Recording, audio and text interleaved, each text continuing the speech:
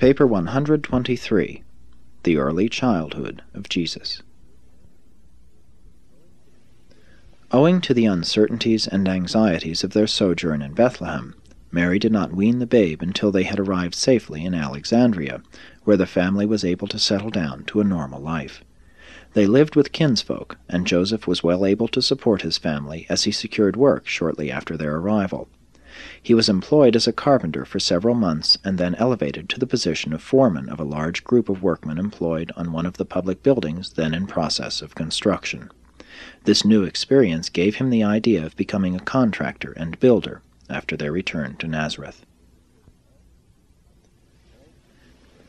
All through these early years of Jesus' helpless infancy, Mary maintained one long and constant vigil lest anything befall her child which might jeopardize his welfare or in any way interfere with his future mission on earth. No mother was ever more devoted to her child. In the home where Jesus chanced to be, there were 2 other children about his age, and among the near neighbors there were 6 others whose ages were sufficiently near his own to make them acceptable playfellows. At first, Mary was disposed to keep Jesus close by her side. She feared something might happen to him if he were allowed to play in the garden with the other children, but Joseph, with the assistance of his kinsfolk, was able to convince her that such a course would deprive Jesus of the healthful experience of learning how to adjust himself to children of his own age. And Mary, realizing that such a program of undue sheltering and unusual protection might tend to make him self-conscious and somewhat self-centered, finally gave assent to the plan of permitting the child of promise to grow up just like any other child. And though she was obedient to this decision, she made it her business always to be on watch while the little folks were at play about the house or in the garden. Only an affectionate mother can know the burden that Mary carried in her heart for the safety of her son during these years of his infancy and early childhood. Throughout the 2 years of their sojourn at Alexandria, Jesus enjoyed good health and continued to grow normally. Aside from a few friends and relatives, no one was told about Jesus' being a child of promise.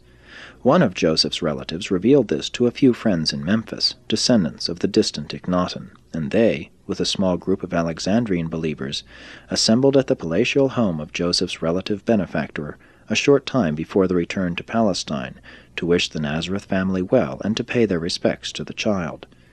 On this occasion the assembled friends presented Jesus with a complete copy of the Greek translation of the Hebrew Scriptures, but this copy of the Jewish sacred writings was not placed in Joseph's hands until both he and Mary had finally declined the invitation of their Memphis and Alexandrian friends to remain in Egypt. These believers insisted that the child of destiny would be able to exert a far greater world influence as a resident of Alexandria than of any designated place in Palestine. These persuasions delayed their departure for Palestine for some time after they received the news of Herod's death.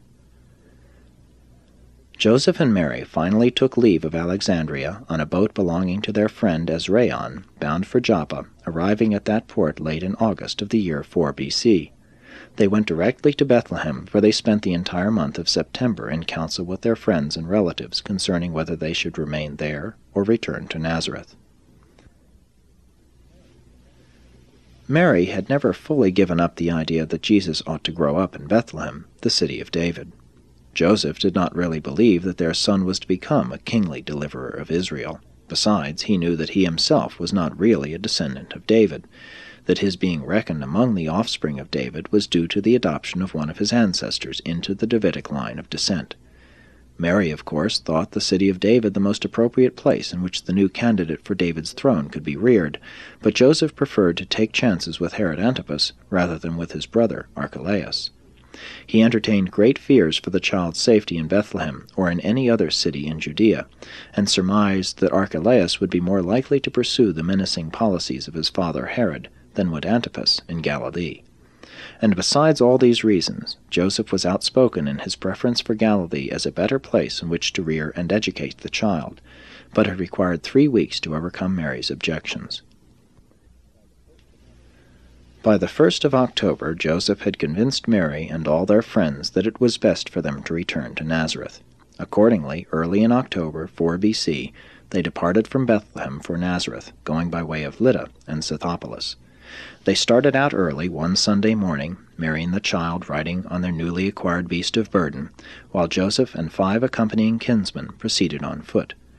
Joseph's relatives refused to permit them to make the trip to Nazareth alone. They feared to go to Galilee by Jerusalem and the Jordan Valley, and the western routes were not altogether safe for 2 lone travelers with a child of tender years.